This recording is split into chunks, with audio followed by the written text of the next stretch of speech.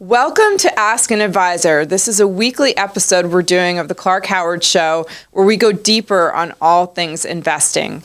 I'm Christa and I am here with Wes Moss, who is now officially a member of Team Clark. Welcome, Wes. Great to be here. Thank you, Christa. And you're a fee-only fiduciary financial advisor. Clark and I have known for years.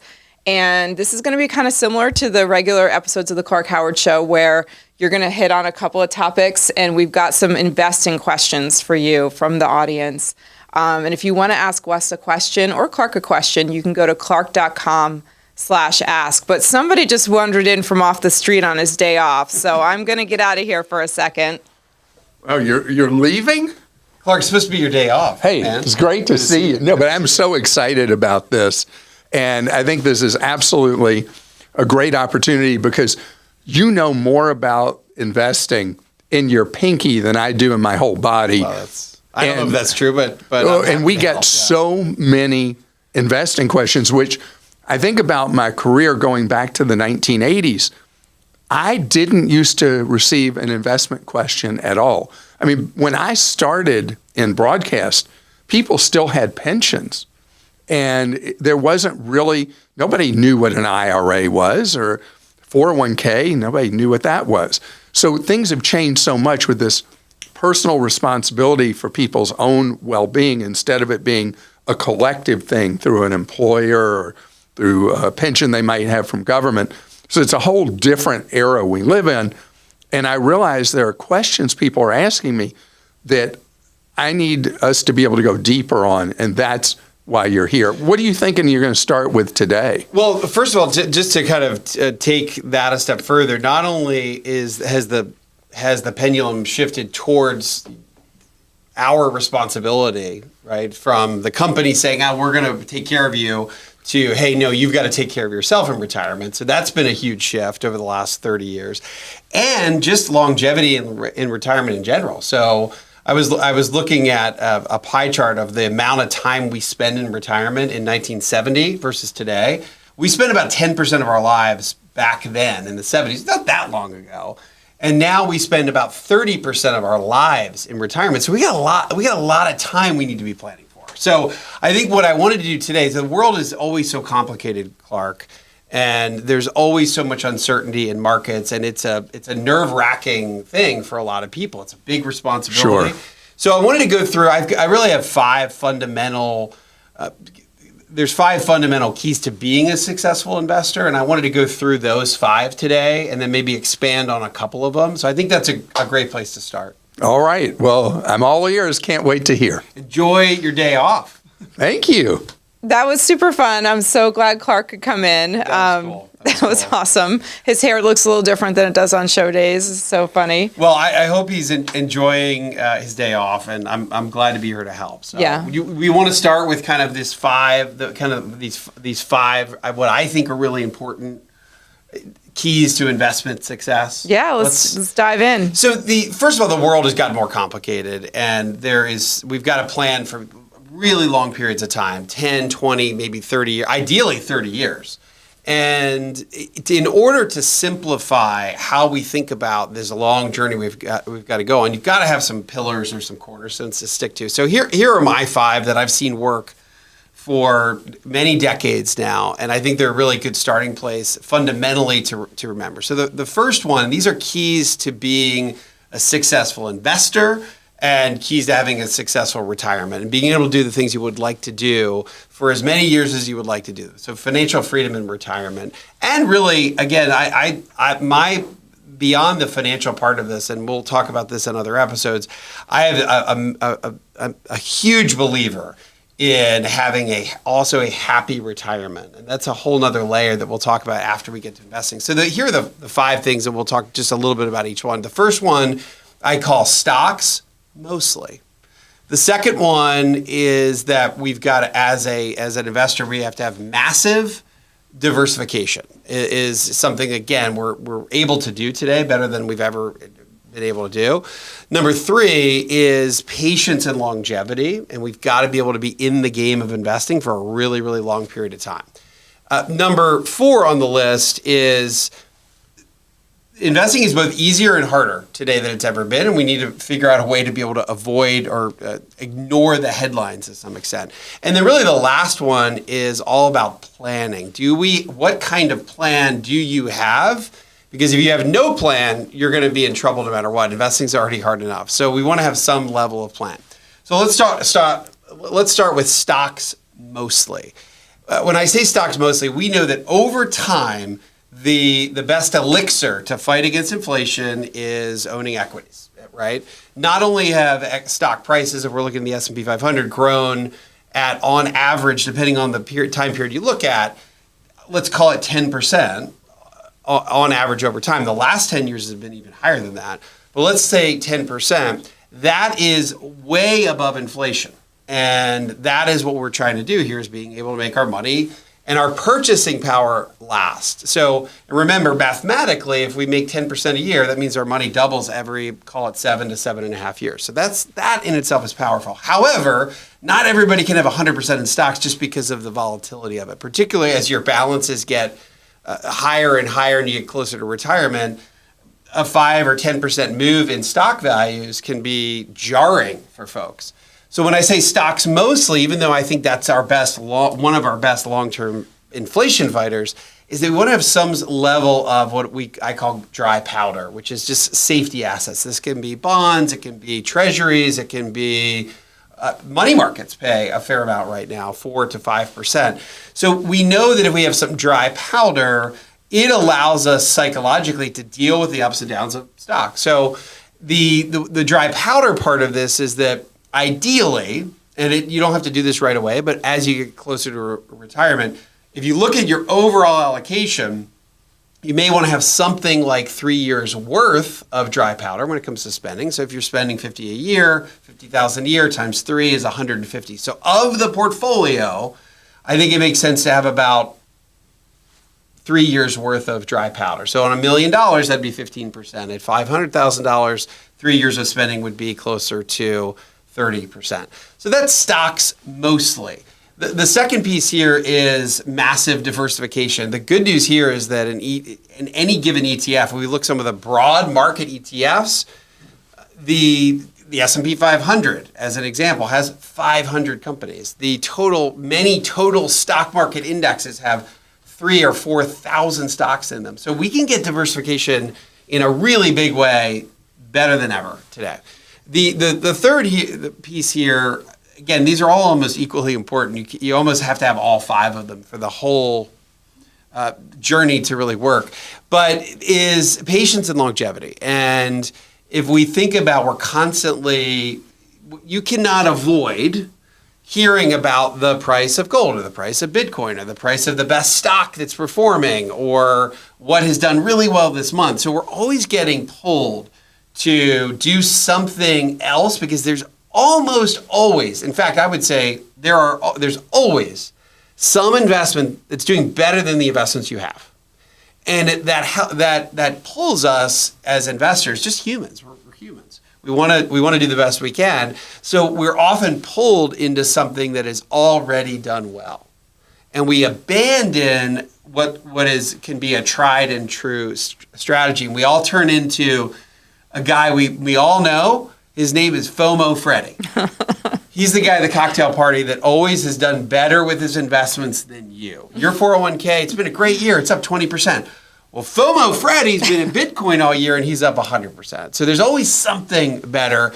And we not only do we not want to be FOMO Freddy, we want to avoid FOMO Freddy at the cocktail party because he's always going to feel like he's going to always make us feel like we're missing out. Yeah, plus he sounds annoying. He's the worst. You get cornered by FOMO Freddy. The next piece of this, and this to some extent contributes to FOMO Freddy, is that investing is both easier and harder than it's ever been. It's easier because there's low-cost products and there's thousands of them to choose from. So that makes things easier than the 1980s, like Clark was talking about earlier today.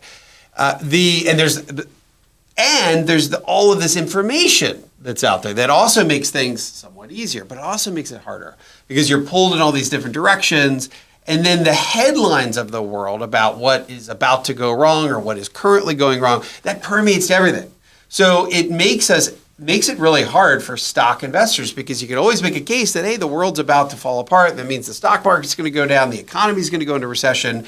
There's a jobs number, an inflation number, what the Fed's doing. So we have to, it's not that it's not okay to understand what's happening in the world, but we can't let the headlines constantly knock us off course. So we have to figure out a way mentally to somewhat ignore the headlines. And then the last piece of this, again, equally as important of the last four that I shared, is to start with some sort of plan. The world is uncertain, but when we do planning, we can bring some certainty into our lives because we can control how much we're saving every year, how much we're spending every year, how much we think we might want to spend in retirement. When are we going to start our income streams? We could start Social Security at 62. But if we do some planning, maybe it makes more sense to wait for a higher security amount, our Social Security number amount per month, and wait till we're 67 or maybe even age 70. But there's so many, there are enough variables for us to control. And I think there's really 5 core. You can add a couple extra to the list of planning. So you're talking about 5 to 10 variables. That's still a lot to keep just mentally in line in your head, particularly when it's got to be over a timeline, a 20, 30 year period. So whether you write down a financial plan, I'm a big believer of writing down a 1-page plan, drawing out a timeline, seeing when our different income streams are going to start, depending on our age. So whether it's we draw it out or we do this through financial planning software, again, readily available, if we're able to put something in place, and it doesn't have to be overly complex, it really helps us, guides us on that journey. It helps us with avoiding FOMO, Freddie. It helps us with patience and longevity in investing, and it brings all of it brings all these pieces together. And I think I think it gives you a really good shot at achieving your goals of financial freedom in retirement, and most importantly, give you more peace of mind so that you end up with a happy retirement. I love it. All right, we're going to give you a couple of questions now, Wes. You ready for those from the audience? 100%. All right, this one comes in from Kathy in Oregon. Kathy says, I wonder... I've never been to Oregon, first of all. So Kathy, I'm just going to tell you that right now. It's beautiful. Okay, Kathy says, I wonder if a 1.41% management fee with Fidelity is a fair amount to charge for my $400,000 403B rollover. 1.41%. Correct. Got it. I retired in 2019 and live on my pension and other income. I have no debt and plan to draw RMD at 73. For the last 2 years, all of my money was in CDs, but I think it may be time to get help. My Fidelity rep contacts me once a year to review my account and what I feel is a sales pitch for their services. I'm not knowledgeable about investing and would rather not deal with it. What is your opinion on the fee, or do you have other suggestions? Okay, so a couple of things here. If you're going to get any sort of, if you're paying a fee, then you should be getting comprehensive advice. So if you're going to be paying let's call it in the industry, a fee of anything more than 1% is high, mm-hmm. and Kathy's paying almost 1.5%. Right. Here. So it's a pretty high fee. Mm-hmm. For just being in a fund, which doesn't necessarily give any advice, right? It's just a vehicle to park your money. So I think right out of the gate, we've got to say that, yes, Kathy, that's pretty high. And mutual fund costs have come down over the last 20 years significantly. And then ETFs, or exchange traded funds, they've brought the cost down even more. So to pay 1.4% for just sitting in a fund, that seems really high. And there's a lot of other options that she can find, probably very equivalent funds that are 90% less than that. So that is, I think, the first place to start. The second thought here is for Kathy is, it's when you're dealing with a representative from one of these big investment firms, they really are trying, and I'm talking about the big guys, Fidelity, Schwab, Vanguard.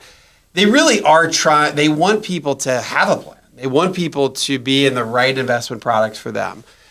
So yes, sometimes it probably does feel like a sales call, but it also may just be a motivator to say, hey, let's do some bigger picture planning. And what Kathy can also do is find a fee-only advisor And Fidelity and Schwab and these big companies can typically point their clients to this, and they actually are happy to do so. Right, and they'll be a fiduciary if they're... And you can and you can find a fiduciary, which means that advisory firm that's now working alongside Fidelity, Schwab, is only allowed to look out for your very best interest. This is a confusing point in the financial industry. It's not just about, you would think, well, isn't every advisor looking at your best interest? No. There's a whole other set of standards that just says the investments have to be prudent, which is another nice word for saying they just have to be okay. Right. So I think what she could do is find a fee environment that is less or a lot less. Find an advisor through some sort of fee-only advisory firm that is looking out for her best interest, and then most importantly, looking at the bigger picture and not just the vehicle. Hey, here's a fund that works, but here's a strategy that is less expensive, and let's also talk about your taxes and your estate planning and all of those things. So, yes, I think that she's been invested, and that's 80% of the battle. At least she's been doing that, or that's half the battle. I think that she can really improve that, and which will be a much more efficient path for her to reach her retirement goals. Awesome. Okay. And then we've got this one that came in from Vanessa in Alaska. This question is for Wes Moss. Both my husband and I are state employees with no pension. Since our state doesn't participate in Social Security, we will not receive Social Security benefits when we retire. Both of us are in our late 40s. Since we don't have any fixed income when we retire, how would we allocate our retirement funds? Should we do anything different than those who at least have a part of their annual expenses covered by fixed incomes? We've had this concern for a while and even lost some money getting in and out of bad annuity products. Currently, we don't have any annuity or insurance products other than our term life insurance. Whoa. So Vanessa, Christa, we could probably do a whole show on Alaska, right? It's still the wild frontier. And when this question came in, I was thinking, wait a minute, you've got no Social Security. So if you're in the private sector and you're paying into Social Security, yes, you're going to still get Social Security in Alaska. But it's very unique that the state employees like Vanessa, they don't get Social Security. That's so crazy. Which is a big chunk of retirement savings for people. It was something like, in 2006, the state employees went from having a defined benefit, meaning a pension plan, like Clark was talking about earlier today, to say, hey, like, this is on you. They moved to a defined contribution plan. They said, look, you've got to save your own money. So to some extent, what does she need to think about differently? She's not going to have Social Security. That could be the loss of $2,000 a month, $2,500 a month for her, and if her husband is working in the system as well. So that's a big gap to fill.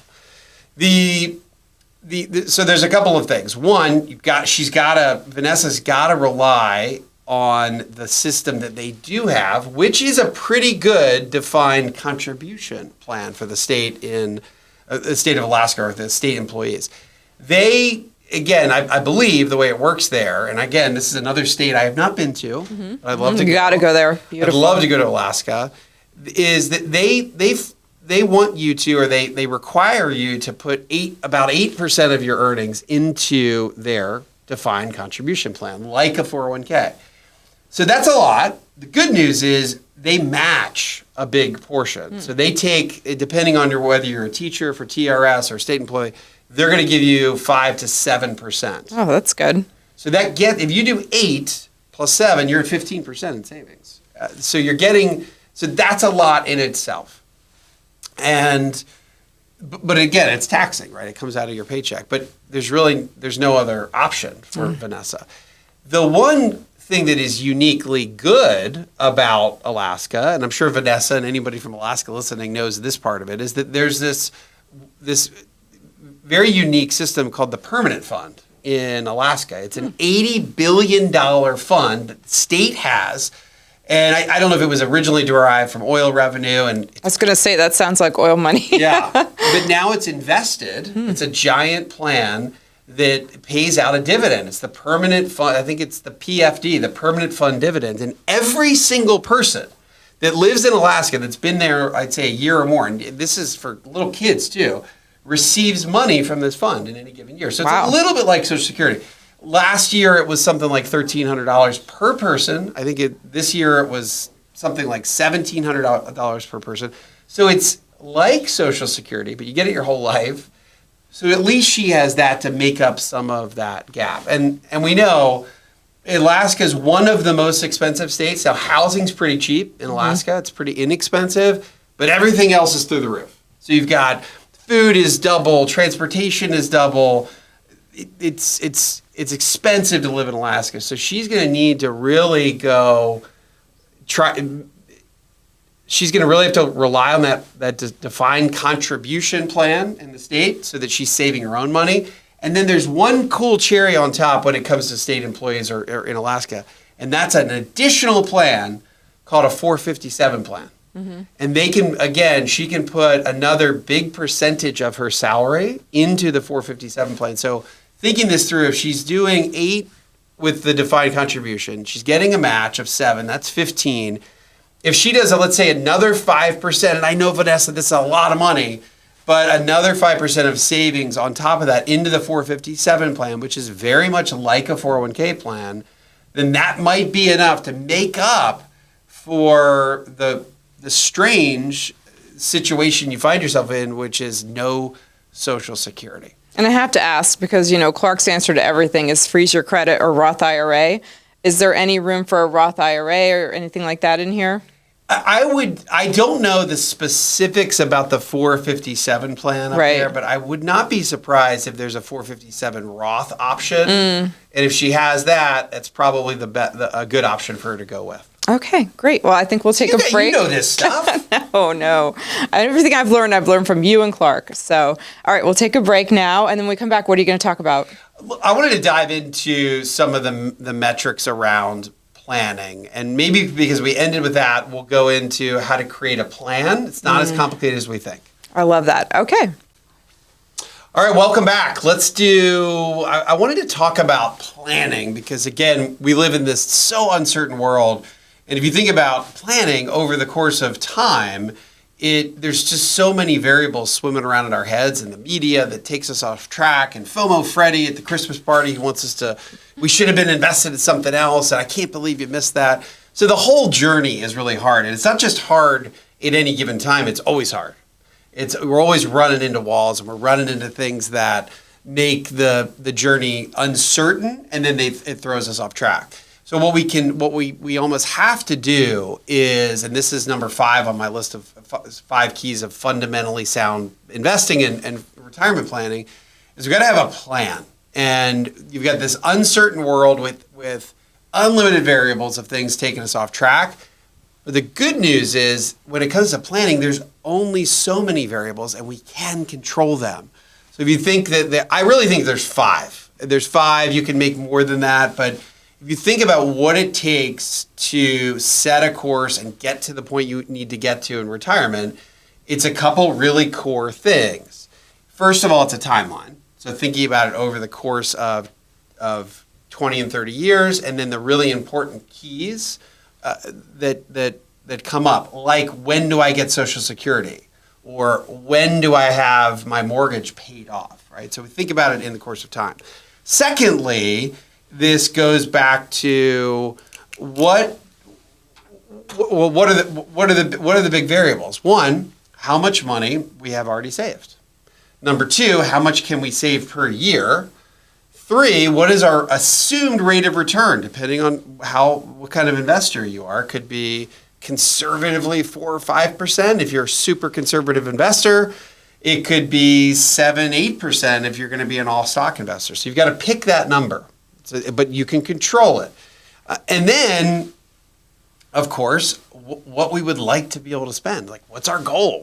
How much can we spend in the future? And then we apply, when we look at our savings, what it will be in 10 and 15 and 20 and 30 years, then we apply the 4% rule, which is another topic we'll talk about. But very simply, we can apply, I know I can take 4% plus inflation each year and have a really good chance of not running out of money for 30 years. So that's another variable. It's somewhat of even though it's a rule of thumb, It's more of a constant. And again, we want as many constants as we can and things that we can control in this mapping process of this plan.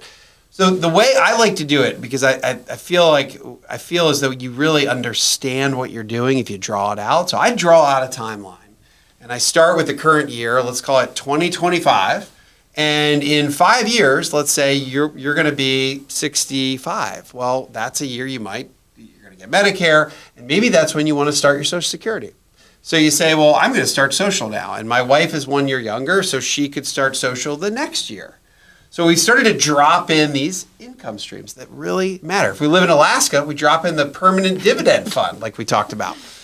Then we also start with, well, what's our nest egg today? Maybe it's 50,000, maybe it's 250,000. And we say, well, in 10 years, if I add 1,000 a month or 12 grand per year, and it's at a 5% rate of return, well, we get a number. We know that, well, in 10 years, we'll have $1.25 million or $1.5 million or whatever that number is. And then we say, well, we can take 4% of that, and that'll be in addition to my Social Security. Or maybe I have a pension that I dropped into that timeline. And now, guess what?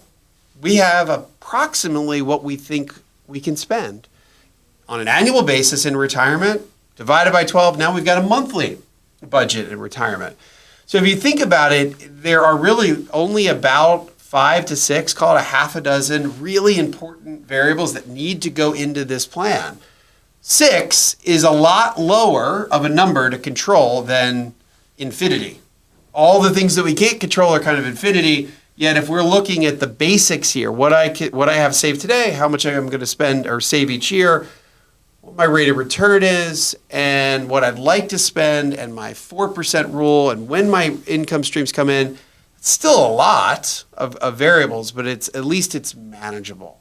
So we can either draw this out. You can have a fiduciary retirement advisor help you draw it out, or you can do it via software. So there are lots of tools online that'll lay this out for you over time. You can go to any financial planning firm should have the software to put all this together. One of the critical pieces here is to understand that let's say our budget's $5,000 a month today or $8,000 a month today. That's not going to cut it in 20 years. So one of those variables, in addition to our rate of return assumption, is that we've got to be able to plan for inflation. And that's why it's helpful to utilize some of these more robust software plans that help map out what things are going to look like in 10 years and 15 and 20 years and 30 years. So if we're able to do that, whether we do it as just a sheet of paper, Christa, or we do it with an advisor and we use software to do it, it lays the foundation for you to be able to reach your goals. And more importantly, it can keep you on track. It makes investing easier. And I think it is a critical piece to be able to make retirement successful. I love it. Okay, so we're going to go to more questions. Okay, this one came good. in from Gerald in Alabama. These are all over the country, by the way. I love this. Oh, yeah. Oregon, Alaska. I have been to Alabama. All right. I was just at Buc-ee's in Alabama. I've never been to a Buc-ee's. It's been a discussion. Is the largest gas station that I've ever seen. I couldn't even. There are probably 100 gas pumps. Oh, don't get Clark started on Buc-ee's. Does he love Buc-ee's? Loves it. Loves Buc-ee's. All right. I got my ugly Christmas sweater at Buc-ee's. Oh my gosh, brilliant. And some candied.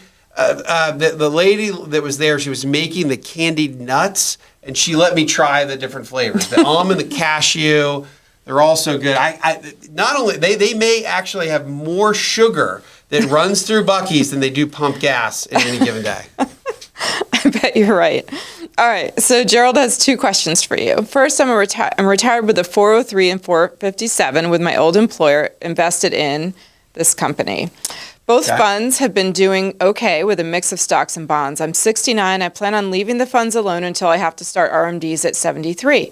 Do I need to convert them into anything now or wait until the year I have to start taking them? And second, I have a small pension and Social Security. I have a little left over after all my bills. What is the best thing to invest/put my money in? I have an ample emergency fund and 1 CD.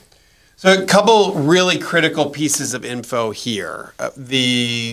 Gerald is 69. So that's important because there's some age differences between when you can utilize a 457 plan versus a 403B plan, but he's past all of those ages. So that kind of makes it so that he can focus in and look at both of those and say he has free and open access to both of those plans. So that's retirement money. He can start taking it at this point at any time and not pay any penalties. So that's great. Of course, he does have to pay taxes. And he's looking 4 years out into the future for his required minimum distributions. That's when the IRS says you've got to take out around 4% or so in that first year. And pull money out so that you pay taxes on it. Doesn't mean that you have to spend it. It just means you have to take it out of a retirement account. Now, if you can imagine having 2 accounts or 3 or 4 different retirement accounts, how do you keep track of your RMDs? And if you don't take your RMDs, it's a massive penalty. It's like 50% penalty. So if you're supposed to take out $10,000 and you didn't do it, you've got a $5,000 penalty, which is crazy. So you got to do the RMDs and you got to keep track of them. So I think the easiest way to do that, and again, we don't want to mess around with RMDs.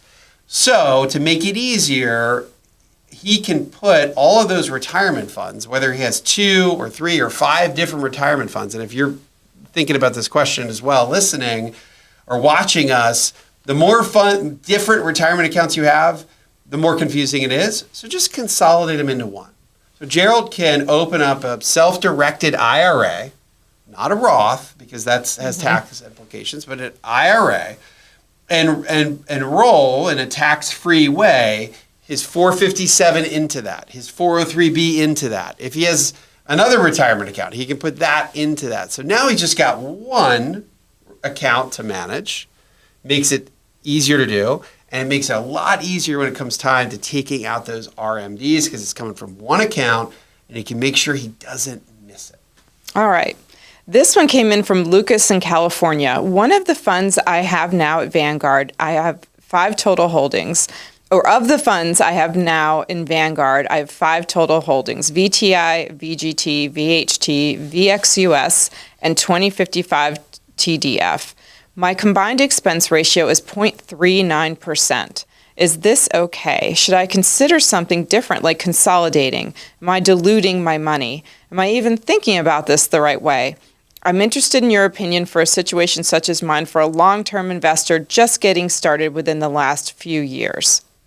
Long-term, okay, so Lucas in California, so first of all, we talked about number 2 or 3 on our list, massive diversification. Lucas has got it. This is a great thing about what he's doing. He's got, I think you listed out 5 different Vanguard ETFs, maybe one of them's a fund. Right out of the gate, I recognize some of those symbols. VTI is an example. That's the total stock market index. Guess how many stocks that has? How many? Over 3,500 stocks. Oh, I was going to say 1,000. Wow. It's 3,000, something like 3,600 stocks. It's giant. VXUS, which is a Vanguard Total Global World Index. I don't know if that's the exact name, but it's essentially almost every single company that's publicly traded outside of the U.S. That ETF alone has over 8,000 positions. So he's got lots of diversification. What he's thinking here, and if you go to Vanguard and you look at these ETFs, so one of these is a healthcare ETF, so it's 300 healthcare companies, a technology ETF. So he's got lots of diversification. And by the way, it's almost 100% in stock, even though one of those is a target date fund. But if you go to any Vanguard ETF, they're usually 0.1% or less. So on any given one of these, and some of these are as low as the total market one is something like a 0.03. So when he adds all of them up, what he's doing is he's stacking all those fees on top of each other, and it adds up to almost 40 basis points, which is almost 0.5%. He's looking at it. I love that he's looking at this because cost matters, but he's looking at it the wrong way. So Lucas, you're stacking all those fees to get to your 0.39%. The reality is you've got to look at it on a global basis. They don't stack up on top of each other. It's 0.03 for one of them and 0.08 for another one. So all in, that collective is probably less than 0.1% collectively, not 0.4 like he's thinking. So his overall cost is a lot lower than he's thinking. You don't want to stack it. So that's good. So I think he thinks he's diluting himself by having all these different funds. He's not from a cost perspective. From an investment perspective, it's also not the worst thing in the world. I mean, he owns almost every single company on the planet. And so there's probably a lot of overlap in those different funds, but that's okay. It's massive diversification. I think more importantly to note, it is almost 100% in stocks. These are stock ETFs, and one of these is a target date that's a target date fund in 2055. So it's 30 years from now. Those funds are almost all in stock as well when it's that far out. So just know that your allocation, so lots of diversification, that's great. Your allocation is 100% in stocks. Again, okay, particularly if you're in your 30s, 40s, 50s. If you're really close, if Lucas is really closer to retirement, it's probably a little aggressive for someone that's getting real. It's probably a lot aggressive if you're on the doorstep of retirement. It sounds like Lucas is mostly doing the right thing. Yeah, no, I think he's definitely sounds like he's younger because he wants long-term advice. So that is great. And this is sort of different. Do we have time for another question? Yeah. Okay, I good. think really Okay, quick. cool. One more. William in Washington says that he started investing 25 years ago in the Vanguard Star Fund. It's in a Roth, which I'm maxing out every year. I'm 3 years away from retirement. Is this fund still a good choice for my situation? Again, everyone's going to be a little bit different, and there's no way to give exact investment advice here. You guys have said that many times. But so first of all, this is a great example of what William has had patience and longevity, and he has a nice, not only just diversification, but some diversity within the asset classes that are in that Star Fund. So the Vanguard Star Fund is, call it 10 different funds that Vanguard operates, and they're all in one fund. And about 60% of the assets in that fund are stock-based. So there's a U.S. part, there's an international part. So that's good. And the 40% is in the safety side of the equation. That's a little closer to what I would consider dry powder. But the bond side of the equation is there for stability, it's there for income. And again, it makes the overall investment experience a little less bumpy, or in this case, a lot less bumpy because 40% is a fairly high number. I would say that this may have been even a little conservative for somebody in their 20s or 30s, but 90% of the battle is being invested and having at least 50 to 60% in stocks like he has. So it's been a really good fund. It's averaged, I want to say, it's been over 7 or 8% per annum over time, even though it's a relatively conservative fund. Now that he's close to retirement, William, I think that this is the kind of balance you want to go into retirement with. So maybe it was a little conservative 20 years ago. I think it's kind of right in the right zone for most people today. So if he was 100%, if we go back to the last question, if he's 100% in stocks now and he's on the doorstep of retirement, he may want to look at getting this balance that he has, 60% stocks, 40% bonds, but he's already there. So the good news is I think that's an appropriate balance for a lot of people, not everyone, but I don't think he needs to make any radical shifts to get more conservative today because we still want stocks in our portfolio to outpace inflation for a long retirement. Love it. Okay, well, thank you so much, Wes. That does it for us this week. Well, you and I this week. Clark will be back tomorrow, and we'll be back next Tuesday. So don't forget, if you have a question for Wes, go to clark.com/ask. You can ask a question to Wes or Clark there. And I hope you have a great rest of your day.